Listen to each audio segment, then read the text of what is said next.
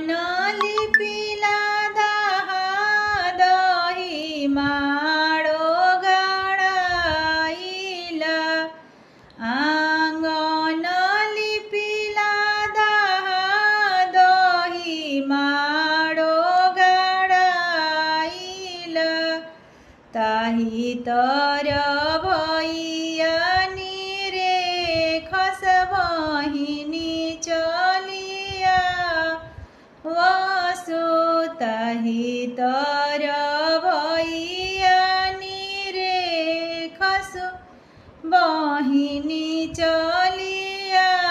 वसु बहरी से भैया भीतर आइले त धनी से अरज करे बहरी से भैया भीतर आइले त धनी से अरज करे आवतारी बाबा के दुलारोई गर्भ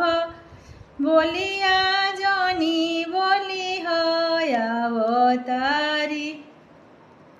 पापा के दुलारोई गर्भ बोलिया जनी बोली है आवहूँ ये ननदिया आवहूँ मोरो चधुराइनी आवहूँ ये ननदिया आवहूँ मोरो चधुराइन बैठना बाबा चौपड़िया मंगल एक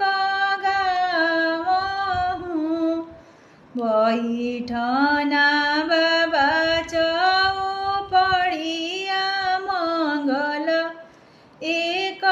गावहूँ